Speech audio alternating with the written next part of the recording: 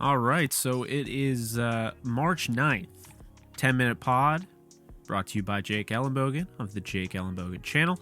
And let's just talk real quick. Let's get right into it. Carson Wentz headed to the Washington Commanders to be their first ever quarterback. I'm not going to say franchise quarterback. The Colts are sending a second-round pick for a second-round pick. It's going to be a second-round pick swap. And in addition to that, Washington is giving up 2 thirds. One of the thirds can become a second rounder if Carson Wentz does, in fact, play at least 70% of snaps. And I actually got to say before anything, I love that accelerator that they've been adding into these trades for quarterbacks like Carson Wentz, for players that have injury concerns. I just love that idea. Okay, he plays 70 snaps. 70% of snaps, he worked out for us. That's great. So we have to give up a little bit more. I think that makes total sense. Now, I have some thoughts on this. Okay, so you look at Washington. I don't know if this is the best thing for Washington. I mean, they went from reportedly asking for Patrick Mahomes asking prices and trying to get Russell Wilson. That was, of course, declined by Russell Wilson. He refused to go there, declined by Seattle. He ends up in Denver. So, I kind of look at this as Washington kind of got the last, they pretty much got the last of the leftovers, so to speak. If you have, chicken wings in the fridge and you share a house with a bunch of people and everyone got the chicken wings and they left the little tiny ones at the end, the ones that aren't actually a full-on chicken wing. That's pretty much what Washington got. And that is not a knock on Carson Wentz, who had 27 touchdowns, 7 interceptions. And honestly, I thought he at times played really well last year. It's more so the fact that I don't feel like Washington has fixed their quarterback situation. And furthermore, I don't think this is a great move for Wentz, because Wentz is now leaving the guy that I think was his best chance at really kind of, bringing him back to the surface. Because, we remember he almost won MVP, and he would have won MVP in 2017 if not for a torn ACL at the Coliseum against the LA Rams. But when you look at Carson Wentz, obviously he has the skill set and, he's got the build. I think it's more mental. He doesn't want to take shots down the field, makes poor decisions, and now really just wants to dink and dunk his way in this league. And I think that's the thing. It's the Colts, I think, made a decision based on, and, it was an emotional decision. Let's call it like it is. When you lose to the Jacksonville Jaguars, and you control your own destiny with 2 games to go, and you lose the next 2, causing yourself to not only be the team that people thought could potentially dominate and be a problem in the AFC based on what they were doing with that defense, but now you don't even make the playoffs. And so I get that, but this, at some point or another, this has to fall on Jim Irsay. This has to fall on the Colts. And you could say Wentz isn't a good quarterback all you want, but the fact is, I think he should have had another year. Now, what are you going to get? Because with Washington, I don't like it for Wentz, because he goes to Washington and now he's got Scott Turner. I don't think he's a great offensive coordinator personally. He does have more weapons, I guess, than the Colts. Obviously you have Jonathan Taylor in Indy, but aside from that, I'll take Terry McLaurin, and of course, if he stays healthy, Curtis Samuel, Diami Brown, and all those guys over what Indy has to offer with an aging T.Y. Hilton, whether he comes back or not, and Michael Pittman Jr., and a very injury-prone and looking like a perennial bust pick in Paris Campbell. And on top of that, the fact that Jack Doyle is retiring. So what do the Colts do? Personally, I didn't like it for Wentz on that side. I didn't really like it for the Colts. I don't like it for Washington. I feel like this is a lose-lose-lose deal, to be honest with you.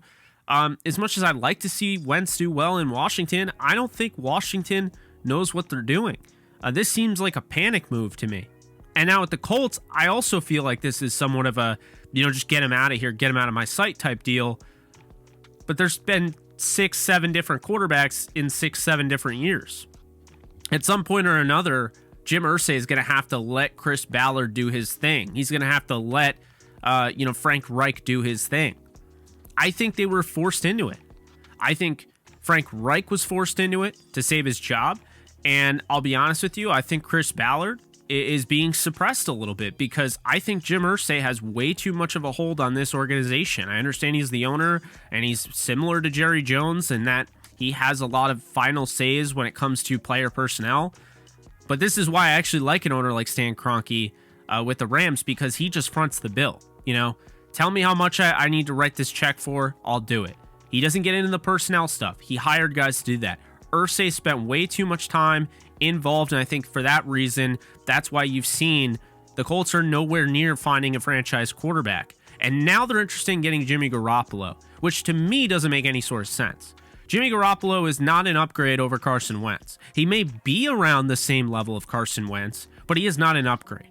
Jimmy Garoppolo wasn't even that great with the 49ers, despite everything being handed to him. You had George Kittle. You had a stellar offensive line from top to bottom with Trent Williams and Laken Tomlinson. You had Daniel Brunskill. You had Mike McGlinchey. On top of that, you had running backs. You had Kyle Shanahan. You had Deebo Samuel, Brandon Ayuk. You had a really good defense. And you really didn't get the job done. You went to a Super Bowl and you failed. And then you lost in the NFC title game to the Rams this year. And a lot of that was because they were betting on you throwing down the field and you could not beat them. So what it comes down to is I don't know if that's the guy I want if I'm Indy to come in here and try to get us over the hump. I don't know if I want that guy. Because I'm not guaranteeing that Frank Reich is a better play caller and a better play designer and a better developer of talent than Kyle Shanahan. So I think that's a concern. They're really interested in Garoppolo for some reason. Here's the thing. I wouldn't have traded Wentz, but since you've done it and he's no longer there, and there's even talk of Sam Ehlinger, the former Texas quarterback, to get an opportunity, he won't. I think they should consider going after the following. And it's a long list, but this is where you've kind of put yourself in this position. You can't get Deshaun Watson because guess what? He's in your division. The Texans aren't trading Deshaun Watson to the Colts. It's not happening. So that's off the board. Then you look at Jordan Love. And now this is an interesting one. Because I can see Jordan Love going to the Colts because the Packers just signed Aaron Rodgers to a 4-year contract. And if it's as big as they're saying, then he won't have any reason to leave. So I could see Jordan Love, Mitch Trubisky, who I think absolutely deserves a shot, Jameis Winston, maybe trading for Gardner Minshew. Like I said, trading for Love. And then on top of that, Teddy Bridgewater and Marcus Mariota. No, I would not go after Jimmy Garoppolo. I would not be trading assets after I just traded away a quarterback. Let's be honest. Jim Irsay's the problem there. He's too involved. They can't stick to one quarterback. And this is what it's led to. They just lost their defensive coordinator. He became the head coach, Matt Eberflus in Chicago. They're going to lose some players.